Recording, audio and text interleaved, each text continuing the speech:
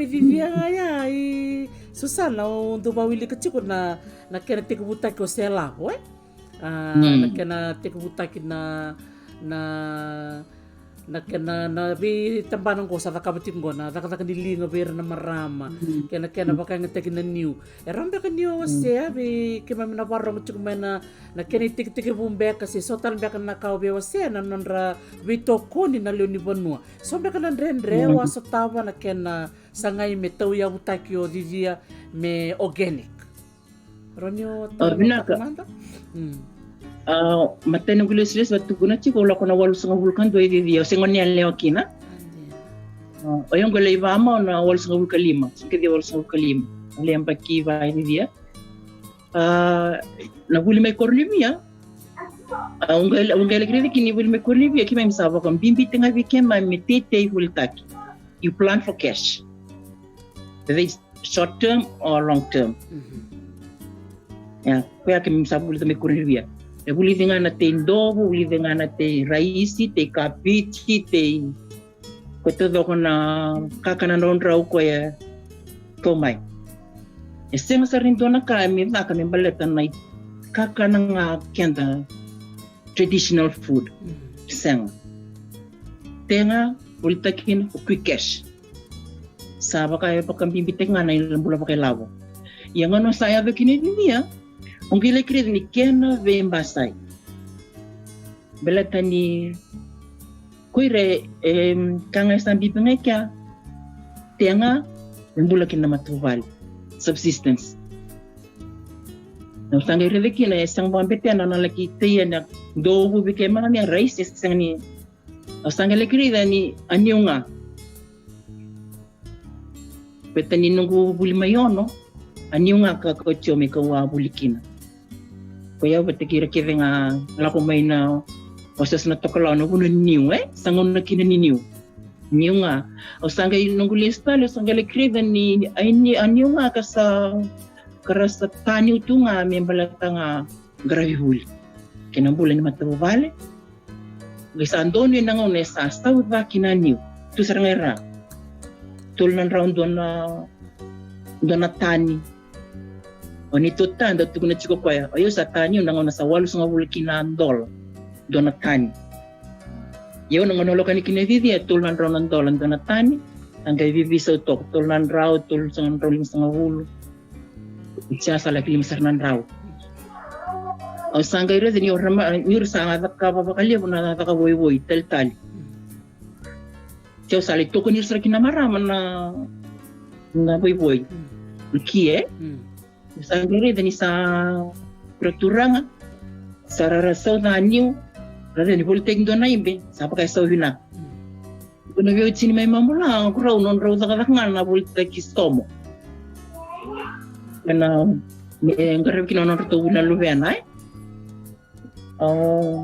sangele vore do toka era la kumay era may kanon rakunro era na tanyo Beto ira santo na may nangona ni sa Polytechnic kina carpenters. Carpenter daw kote no nawanga. En laki kela nawanga na ve matavura. Pakararata kana drapa ka fondo ni urna daw tanyo. Edo sarkiono. Kakina. Ivina kana no to vingaravi. Ia unga ia bayan ni dia. Arto sanda uboli ni chigo to punjas. Rasangay daw laki kunruba kina chiko ko ira na vani non to vingarabi. Erto era baka to batakina may na vingarabi ni punjas batakina vingarabi ni carpenters na kenan dindoy. Natanga iliw ni kawin natanga ina sukulis. Kaya baka ako na baka tanindo natanga siya lima mandangan tangaliw. Na baka sukulis tala ni vey ko na nono mulim natanga lang. Yang nungdon nungula pa yan na nagsikagya wala sa nga vulkan dua sa kena ngasay tanto ya sana tumay didian na tepir may law na na ring raw sa hulyangan do na sa pa ko tento nung tanga ina sen sukulis tal mebi ko nung tanglal umarangan mo tanga say goodbye ni kurar da kunro ko rebet ni reklatsi ko ni sando na tanga sa sauliw Gena kene ponto may ni new sauliw menanggai ve musu kina isaw ni niu ya nanggai kipakain doon natanya kaumay metol nan rondola nanggai bombek ngani ronon robo kadadas te Karena ve musu kikita nasaw ni tangan nasaw ni pondo ya kita ban kecip kina kalau kecil kina na lagi pakariteng cuma non repun ngendo ve ngona keve ndo ngola mai suba au santa ve suka tama ki verto na ve tabantete kina SIDA Coconut Industry Development Authority ne pakarita ka kina na ngandre ya ngaindo na ngona laka ng boss niya sana wala ko mena nito ta ngai ikaw chiro to yung chuti with wala suba ngai to kana vera to mertele sarama man da indo na naiwar ni kau Lucas tambi chiko may wala suba na nonay chiko Narto la ko niya ragay pakarita ka kina indo na ingangi ni niyo listo nga menito tanga tuna ko ala ko mantikire na ingangi ni niya wala ko sara ulag rida Nagureda nga nang gini ni usap nga ngo na iwali ni mamilang kamilang. Kukima mikim sangkang kaya nga na ni mamitim. Manila ko chiko na sa karo manipulya sa ramayin dua na Facebook mani FDB. To sala kitika wunggang gini sa ramay bibia. Ya na Ronaldo Covid. Ngini kina. Ati usara kina may itsa may ida Rana may daya sangay ke raw may soto pati kay Mrs. Ranronro, Lua Ranronro. Kukwen gaya makawuli na nitakakan ni Virgin Coconut Oil. Kaya sangay ko tali sa talya, sangay liti ko bukin na nataka Virgin Coconut Oil may vivia. Esto rin daw tunat si kuniyaw yung baka ayaw laki baka bulong-bulot na kinanga. Kero sa ko ti vivia, kero laki takabatoka. May kinig papala ni we perfected it in the in cell level. Sangay and we came to this when ya nimbera ya asate ko bichu may nabaka kanyo organic na ronon dur karua. Betul ni rida chiko ni santo ni taranta ko matentu ni kusalak mayan niya no santo baka will take to out of sight out of mind. Hindi ko sa lapangayan sa you on your own. Kuy ko nga ako sanggay takataka kini ko chikukina. Yung bakisawat siyang bakiraw sanggay libo ka mao. Sa ano sabi ko mao kina sanggay rito biya lisi yung may. Okay ko sayang sa taraw ni lis. Kung doon kayo biya yung bakitulong ako lis. Yung ko sa bakiba. Artu manipula nindo na yung wala may usa resign. Belatan niyo sa nga ni biya lis.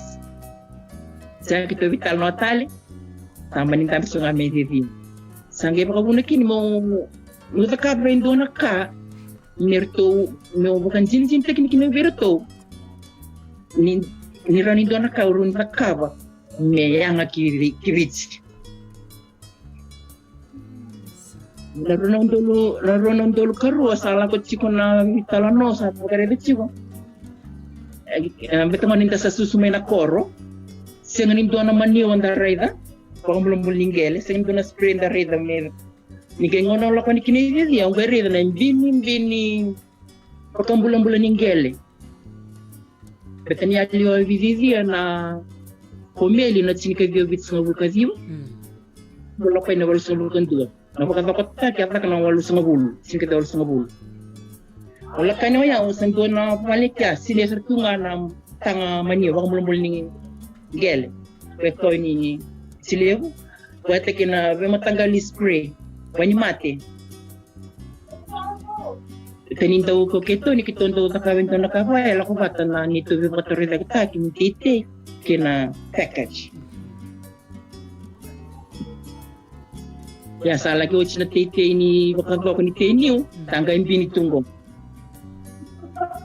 Uca sa lakironto la karo sanggay bakarita ka ng buwas ni Chikina. Nasabak katamboy na rabakang bulan-bulan ng gele. Kata kinaway ni mate ni Rosa.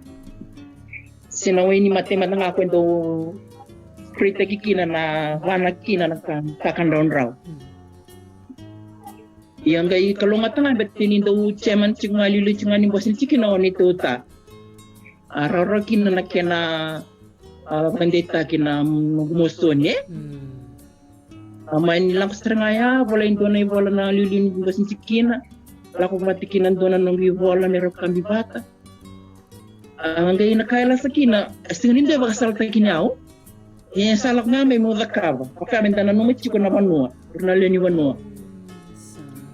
Mentana no mangama yo de membiu kina sambiu ngani kina tabantete.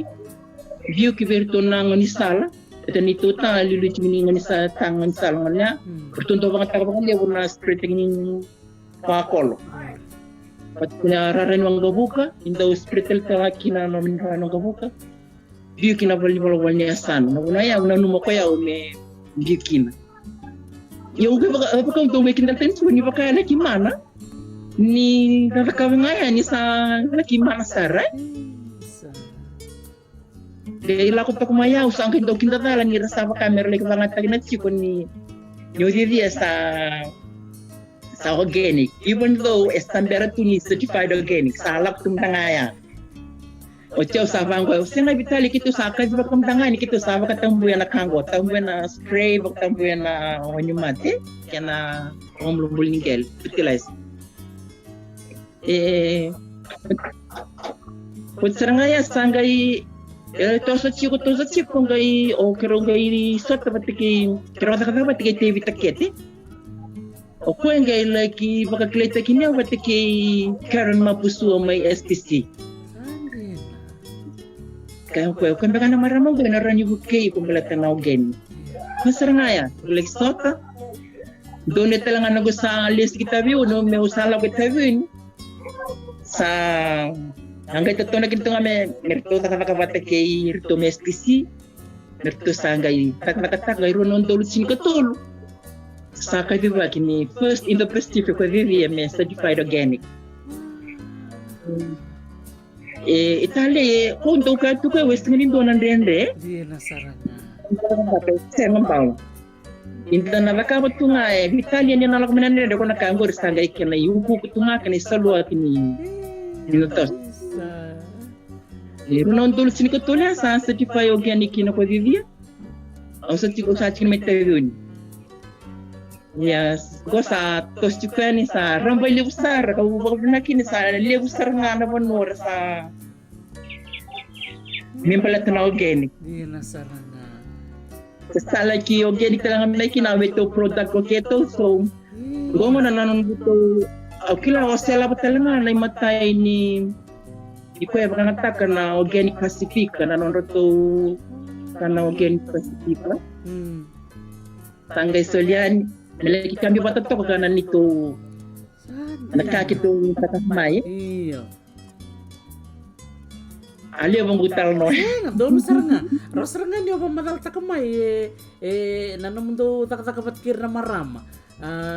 May vivia pat kena motor to kana tabaya natapos to chinakaya ya do imuri bike may menasarsar chikan kaya sare dengan yo sa kota menataba sa may voltak liuta me kay bala muri kaya misakan dito rone pa madal takamay sa rongo pinakatina rong talno ang gay nakakulong atakin ni betan ito ta chiko na tutubo ko no may vivia o kaya baka panua ka ngengnya ka aliuri ni bos ni cikina betul kaki dan kawian ni dan nakata ina duru mga ng bos ni cikina mena pakalungat tak mekina pakan tono ikina ni berning gay ko saranga ko manakina kana kini karo betul liulu ciko ko ungai liulu cimi sama maram araro saranga kina na ni roda ka bata kira ko sanda tu kuna na kami vaka sa sana postingan turanga Kimsan kayo orang ito na marama sa takawsarangan na itabi niya yung palit na kaya kung kila kararoki na nabing garabi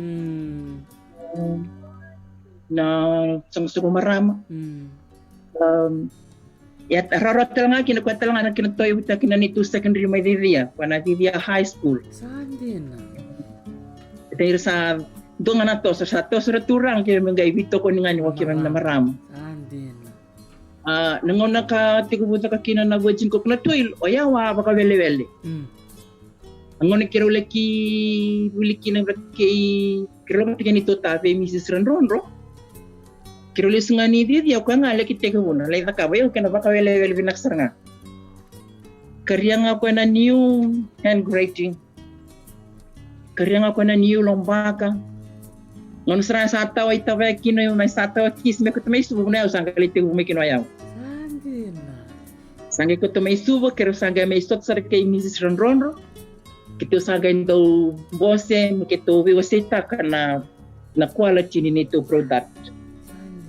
Umuna kino be Mrs. Ronronro. Pwede kang kay bebo kasarangan na kina munggay la ko munggay laki nakakatak kana kami. Pasarangaya. Isa cikupin ko Mrs. Ronron nangonong ko Susan. Kila lubian nang niya lang be kasa tomana chiko na non ro chiko may wala. Totoo ba ko? Pagkabatok na nang niya lang.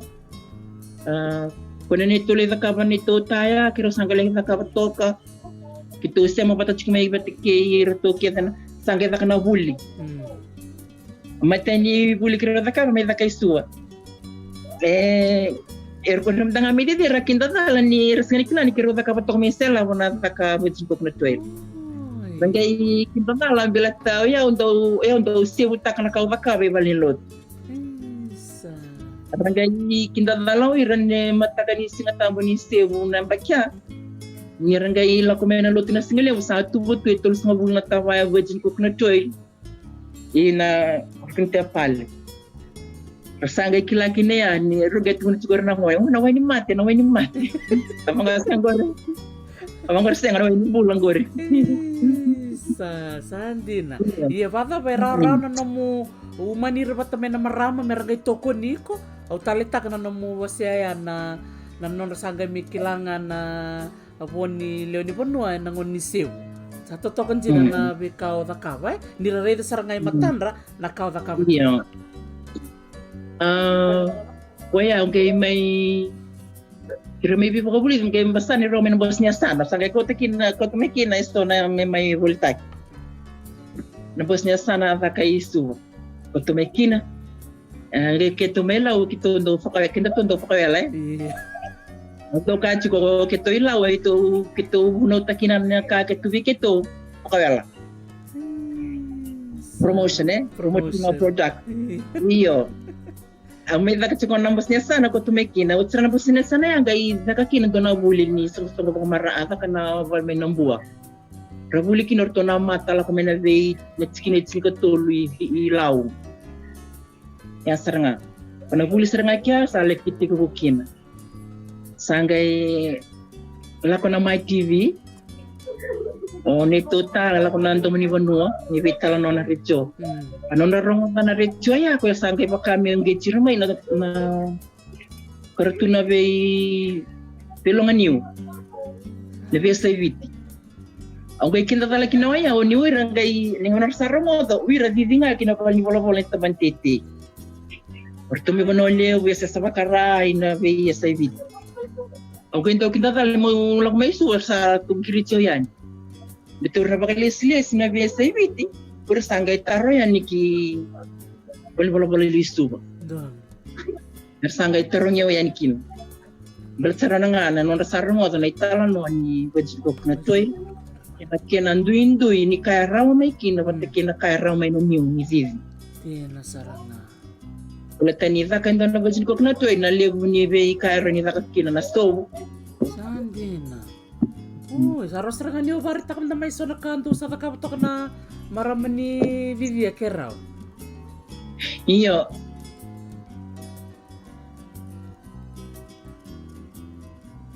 Kung buhay na kami na gilo yung lolo. Gilo silingan yung gulo. Kaya na kung buhay biya lolo tu bet kiron do sa kan jilo talang sa kina bolay lengango. So na mangi ko yung tagaban nito ta go mangi so mo ona fue well misang bulo ng dola tawala kam talalay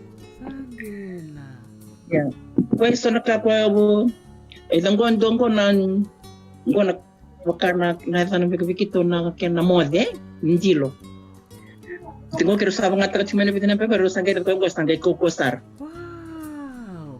Gor na tapos sarang kanaya nga kipakain do baka nga taka. Na membala to na kulniyang. Na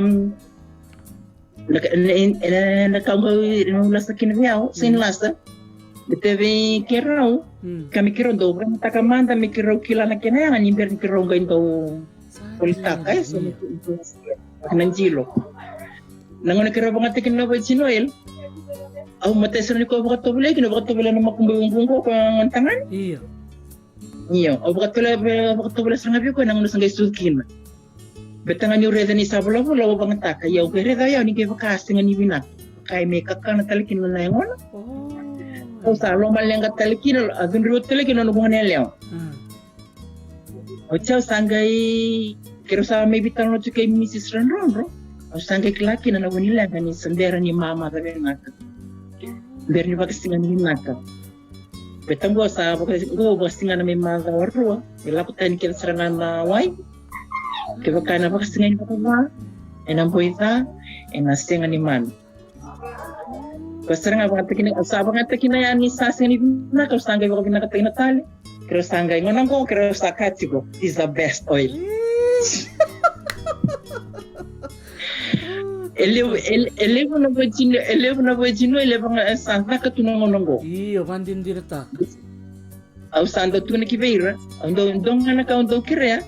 Uni pa ko muriya nga ba ko binaka na may kambak kede. Meron yung kay karsitala binakakina na kanireray.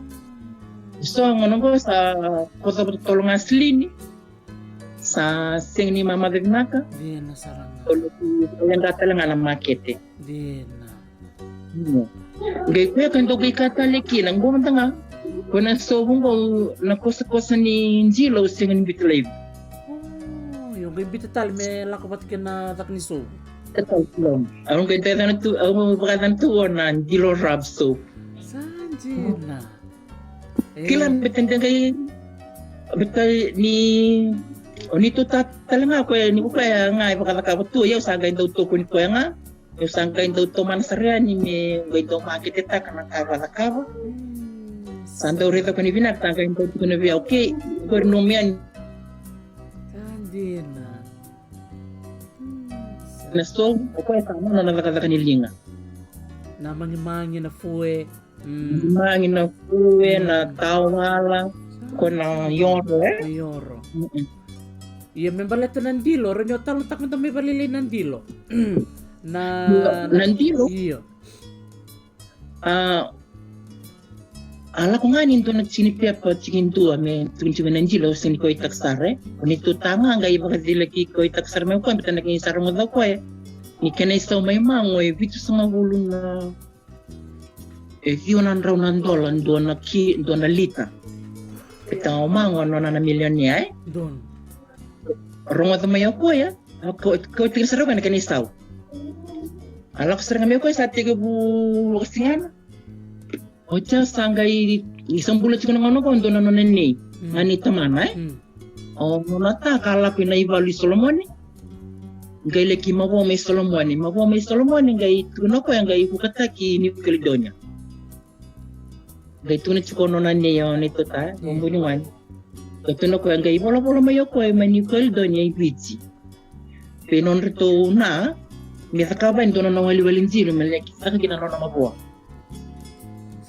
Ito ko yang gay sakabo na we tolo na taway gay bako taliki subo may bako sari ki ni Caledonia ko ni talo no ya o sangay kakibe ni to ta kini membalen do na kakuko wich kunan jilo ko sara ni talo no ya sangay baka bu ni mikro sang gabe saram lekina iyo ga ngonon ko kiro bulta ka chiko na tolo na raw nan dolan do na lita Nanjilo ko tuwe kentang ko. Nyo kentang ato kininjilo. Bunindilo. Di natulog. Sa kasar juga nito ta. Iyo. Kanti na sarangan naway nakanaman ay. Naman. Namila-mila. Goy ro na way ko sa ros o sewle bundon do chip. Usang ni onto reda tu kabe tapus mbia ka ko nandilo bakai pas ngabul katul nando lang do na 30 meals or 15 meals. Wow. Ya, ko kera uno nataban ko do nan raw na meals kero bulta ka chuna pas ngabul nandor la. Sanjina. Endo na lita itulan raw nandor ya so sarira Dia na sa. Siya mendagay rida kina na nitatanggaran-gar tunga weekend na jilo. Sa tingnan na nakatagapin. Kandi na to ko. Na onong ko na new tanggar tunga kina nakangaraw ndu kina beto bojil ko na tuile laukana. Ko isang. Kung ko bungan na yang Iya. Sanji. Kasi ko. Gumtanga ke bakay izung kana yawa. Wana kinawiwi ni nambandua. Awa ko tananong ko lako Poland na awala ko ng COP24 Poland. Dia ko tu cuma nataway. Dan doon po isa makang batang-batang na yung gungay mga tangan ng dil. Bukan kata-kata Musinin ba ko na musinin ko yan ko ni ko yan po sa kilo sangkay mga tayo sangkay ko sara ko na kinasosoko yung timbuton. Sandina. Kira daw mga to Iya. Bas na bulan tol ko na makarila ki. Ya awang kay to ko na umaro na kasosok mulik na ka mga kinaso. Iya. Ando kay mga taga so kami do kata-kata kinanahon Sandina. Ang kay mga taka na mila-mila na tawasuch. Pagkatanya ng kontil. Di nasaranga. Awa sarap do na ne ay Susana sarap do na documentary. Was chukino na actress ya New Zealand yo Rachel Hunter. Ang wala mo ko nando na hotel ay nasa Sibara. Ano na ba madala chuk ni ba madala tak mo na kino ka na kau nandilo ngai kangono ko ni baka mekan bi walita ka undo bi walita tak tsunga binituta o bango ba nandilo ba na bangon ngon tiken totally kaya ni ka kwa it's baka the fountain of youth o bango rei na mora kango ra kilatu na mantangas Iyo na pinakakin na kulimot nakampo pinakin ni mga tagsaran di old baby. Wala sa guys sudo. Kinangon ti ko sarang kasar. Tunggu. Ora ni munuba. Awa bitit ko na nang post na Facebook ndo ay do. Itu bumulo. Ndo sa via ndo nakato tunawluna. Iya. Kuno ko ni sando kaya ndo katakatan ra ke mos. Ang geslo kinento nagtaba bo jero met wala amanda. Ila ko na sing tarap ko ni malum sarang amot. Ucha sa baka media punilis tel cumenan rani uluna Sandina. Iyo itu ngay nakangatali kinan itu nga weekend. Kandi na saranga, di na todo ko. Dan siniratan ni dan libuli mai. Dalangan dalibili kumain ni do bili kumain jilo do talian way pa na lawid. Pumanta nga sa talangan na kango mga taga-chikinan na lolo ni lawidi. Sandina. Anto kango ya lolo no anto mga tal sunga pa na gilay sini ganing bilo. Yeah. Betan daw bakari ko nagbika ke dila kumain niyo baka may nabanduan ng gilay iso. Na rab sama ni malek. Yung gay baka to awang gay baka to wala bet niya tulak may wala na lolo ni lawdi pa na lolo ni keskes. Iya. O siya, may makatawala ko na kinameso. O siya, sabi ko rin taga-sarayaw. Bawa mo ang bitch mo na Facebook. Doon natin sige niso, saan natin sinandol. Ini, hiyo ken, dami tindaraw ni takap nga. Huwag pinangonong ko, nung ni COVID. Salili, hindi ko maka.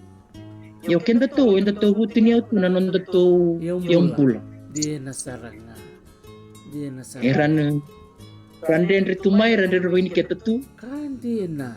Baka mera ray tumay. Okay, dan kay baka da ray tani.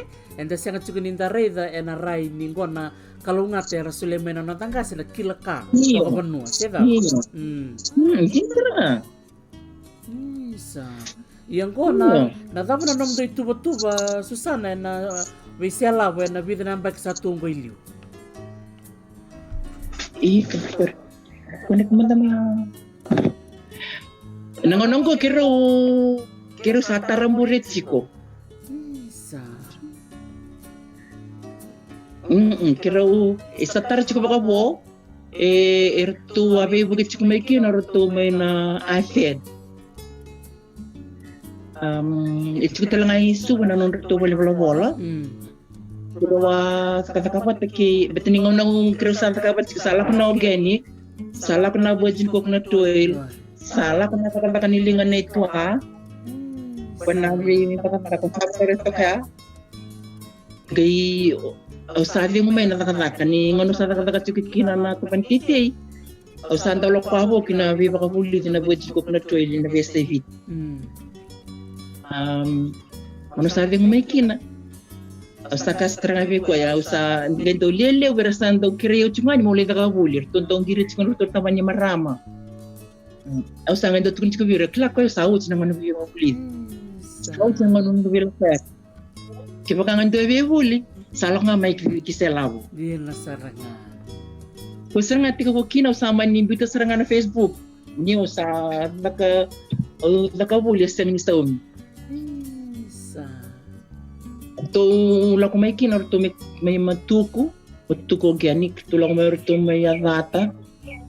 Kaya ko sa may doon na marama may kulto niyan to na nilgo. Maniwe. Basta na dito manuwe orto ba ko may orto na SPC merto laki bulikina au sa anggat ko na nga skani buli au ka anggat ko na ka anggat ndot ko yaw betani senganin ko na kay boli lay bangat tagi nga na kay tuwa bulik we sandina isa gain to laki o tiang gay ita ko bulik talaber na marama vivia Gerdo laku cuma orto na may niwe orto na laku may vivian yan taleso do may bakang dito cuma kali kung nangon niya ko kiruan soto litia kawin kiru mani may sota may talno ko talang gay bibu kina kinawalay na project paper kay terangya wong gay kako minakata cuma min do namburi meron na may bakay zil tagi kinawira na may biabuli kaya kira ngoli kino na Philippines na pagstawo sa manite ka po may nakinakataki may dengue tubo kawaway na nguna sa may na lockdown sa alak del tubo na betar tarango may na tikutali na inakisar chunga ni kinaktar ng burya may buli dilos talakin na taratar ni wala baka beach ng buri ngonong ko ang dala ko ng kurba ka beach ng ngonong ko sa asya ng buri baka beach Kung matanga sa pabubuhat ko kung ko ibito ng buri baka bitching ko wala yung nga ng batingan ko.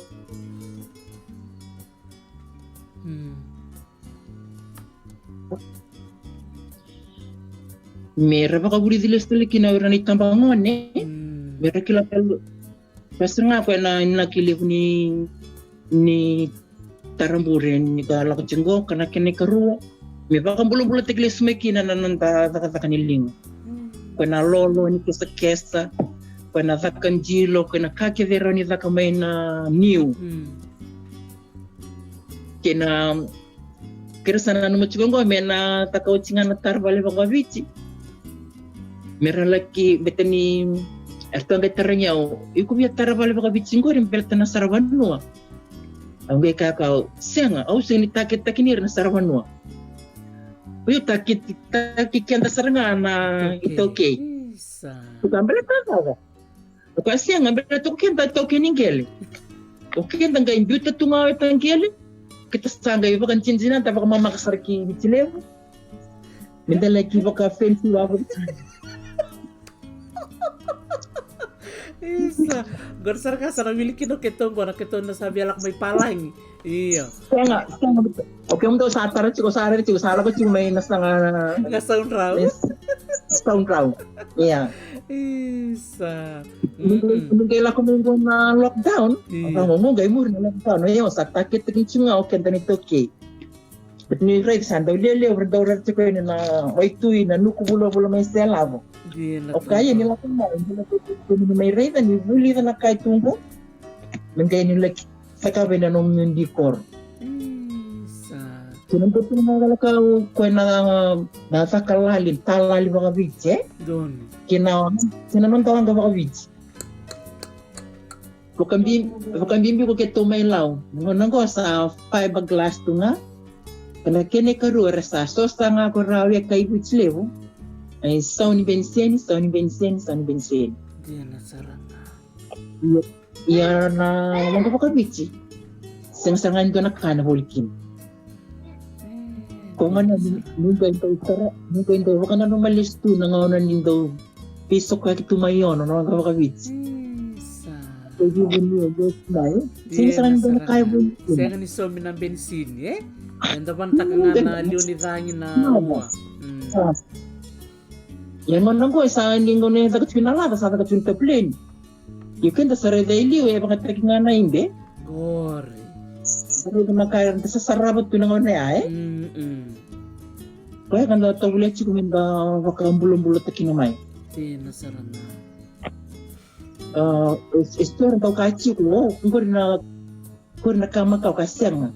Kamakao sini kamakao beta na kaluwe bulot tume na vengon. Di nasarana. Ikaw tunga na vesino. Di nasarana. May bisaw na nakasama May bisaw na nakasama. Kandi nasarana. Aureda chiku manda na tara balik ro ka ba chiku ko may digesar manda nga nang unik tara kina na korni buli. Ikaw nga ni na ata tunto kayo na kuena sawmill na evaro portable. Pwede anong ko ito may didendo kawawag ito na bikor. Saan din? Hindi ba rota nga na ng rakaw? Nalundi tara kina na bali. Este nga tala na wali ka ni suba. Kaya misang kailan daw ko ngayon na ba ko na nakasar nga isang tumay na koro ko na nangandri utuk ito kinta mo ito kinikaw sa di nasarana ito mo ang ministering bin kandina ni ko kito na yun gusto nga kina na waste na kawaya ito na value sa rede sa taramailyo na new kaya nga pinangalangan tayo mo no sa kakevin Nengonang ko ken sabi may boli-boli chiko isu ban nagka chikin kan rom-robo. Iste nga nila minta buli kinakaw ko nisu. Iste nga kenda butu niya ito nga kenda rom-robo chiko nandal nando butu niya. Di nasarana. Dana rin nasarana gur. Iyo. Kung nakinikaroon nakenda kakan ayun ibigay ko na nung ko nasa baka na wits na page na in Facebook Iya. Ito cuma ko nga umbit ko na first na doon na kansalabo. Kung ni kap kana taste of organic. Right. And ando wala si Recalio poem from the organic mind. Andina. Kinando tale na page ni Vivia.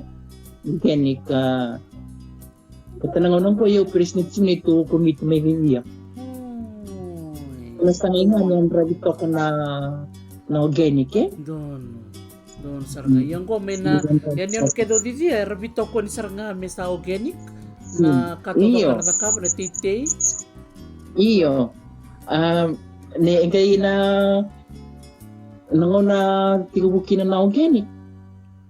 Lakoto ka na baka nana no ni namatay ni boss ang may lewan na sarito na organic biche. Feed organic association.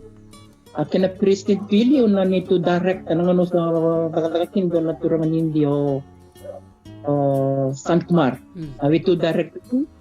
Iya, ano sa demo kinalaka kung ganito libo na kung ganito pinakatsuma may sematian nikla niko tumay nakor. Iya. Ito ko sarap ni sando chuko na song na video organic association no duru may kina. O mani duru sir tumay kina. Ono may duru kina sango iba sangat ko yung mikro sa certified organic ko kero may salam.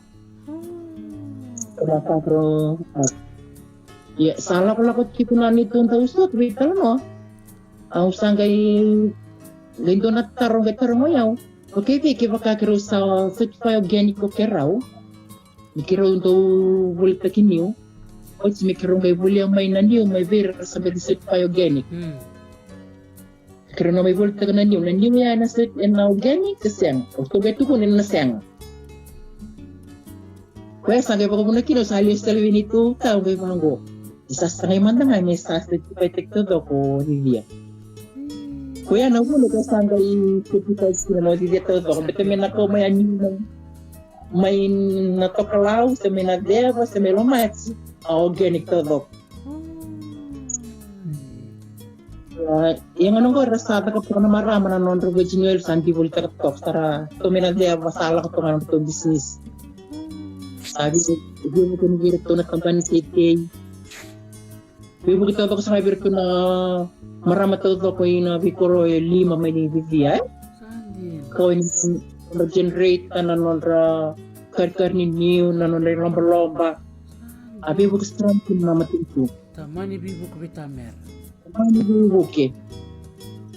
Yes, sanggay mo nga may walat ko nga ibising ay. Kaya nasarag nga. Ko na yalungude menda tomana chunga menda yalo dinetin na nandi tabi isa bisa gento rede chico menda toko nirto nga erna tosa chimo ire simela ka chunga na boss ni bibal nga ngatake iya untuk ka chico ya una tina corre sengen ngendre menda sa bipik nira nga ba yunaka tosa uli ni banua emendi